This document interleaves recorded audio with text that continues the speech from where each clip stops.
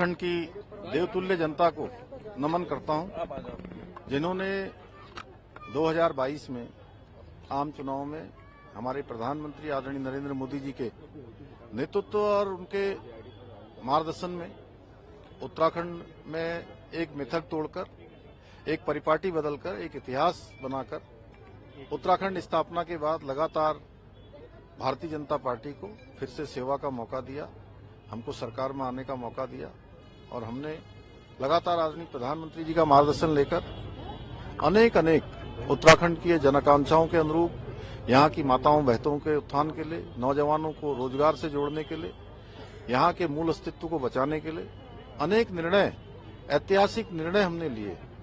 चाहे वो उत्तराखंड के अंदर देश की आजादी के बाद उत्तराखंड को पहला गौरव प्राप्त हुआ कि हमने समान नागरिक संहिता उत्तराखंड के अंदर इस वर्ष से लागू कर दी।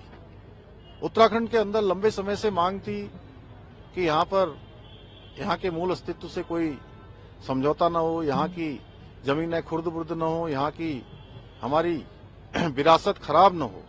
हमने भू कानून, सशक्त भू कानून, भू सुधार के रूप में हम उसको लेकर आए हैं। चाहे धर्मांतरण रोकने का कानून हो, दंगा रोकने का कानून हो, ऐसे अनेक कानून बनाकर हमने देवभूमि उत्तराखंड की जो जन आकांक्षाएं थी, उन आकांक्षाओं के अनुरूप काम किया है। आज विकास के मामले में भी उत्तराखंड पूरे देश में नए मानक स्थापित कर रहा है। चाहे आज वो सतत विकास के लक्ष्यों को प्राप्त करना हो, उसमें भी देवभूमि उत्तराखंड पूरे देश में पहले पायदान पर है।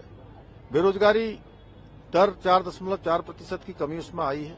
रोजगार देने में भी हम आगे बढ़े हैं, निवेश में भी हम आगे बढ़े हैं। उसका धरातल पर जो है ठीक प्रकार से व्यवहारिक रूप से उसको उतारा जा रहा है। इसी वर्ष राष्ट्रीय खेलों का आयोजन हुआ और शानदार आयोजन, पूरे देश के खिलाड़ी एक अच्छा अनुभव लेकर उत्तराखंड के ब्रांड एम्बेसडर बनकर पूरे देश के अंदर गए हैं। और आदरणीय प्रधानमंत्री जी के मार्गदर्शन में हमने इस वर्ष शीतकालीन यात्रा प्रारंभ की है, जो आने वाले समय में देवभूमि उत्तराखंड की समृद्धि में बहुत बड़ा कारण बनने वाले हैं। जो यात्रा हमारी 6 माह चलती थी, आने वाले समय में 12 माह की यात्रा होगी। उससे पर्यटन को भी अपार संभावनाएं मिलेंगी, हमारा धार्मिक पर्यटन बढ़ेगा। कारोबारी जो हमारे 6 माह जिनके होटल बंद हो जाते थे, व्यवसाय बंद हो जाते थे, उन सभी को पूरे 12 माह काम मिलेगा। इसके साथ साथ चारधाम यात्रा की तैयारियां हमने प्रारंभ कर दी है। चारधाम यात्रा के साथ साथ आज चाहे केदारखंड का हमारे चारों धाम हो, मानसखंड का हमारा क्षेत्र हो, आदि कैलाश का सुदूरवर्ती क्षेत्र हो, हर क्षेत्र का समेकित रूप से हम विकास कर रहे हैं। यहाँ जौनसार भावर का हमारा प्रसिद्ध महासू महादेव का जो मंदिर है हनोल, उसका मास्टर प्लान भी हम बना रहे हैं। वहां के लिए भी 120 करोड़ रुपए की धनराशि हमने स्वीकृत कर दी है। समेकित रूप से एक कोने से लेकर दूसरे कोने तक हर क्षेत्र में विकास को जोड़ने का काम हो रहा है। इसके साथ ही आदरणीय प्रधानमंत्री जी के बाबा केदार के धाम में जो शब्द निकले थे उनके मुख से कि ये दशक उत्तराखंड का दशक होगा, तो हम इस दशक को उत्तराखंड का दशक बनाने के लिए अपने विकल्प रहित संकल्प के साथ आगे बढ़ रहे हैं। और ये वर्ष हमारे लिए वैसे भी बहुत महत्वपूर्ण वर्ष है, क्योंकि हम इस वर्ष राज्य की स्थापना के 25वें वर्ष में प्रवेश कर चुके हैं। ये रजत जयंती वर्ष है और इसको हमें उपलब्धियों का वर्ष मनाना है।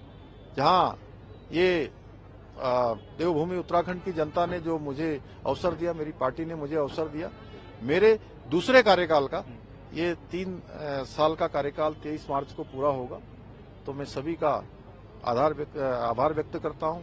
आदरणीय प्रधानमंत्री जी का, हमारे पार्टी के केंद्रीय नेतृत्व का, उत्तराखंड की जनता का, यहाँ के हर एक जनमानस का, जिन्होंने हमको जो है लगातार प्रेरित किया है, लगातार हमारा उत्साहवर्धन किया है और हम उनकी आशा आकांक्षाओं के अनुरूप आगे बढ़कर देवभूमि उत्तराखंड को हिंदुस्तान का श्रेष्ठ राज्य बनाने के लिए काम करेंगे। सीएम सर, आज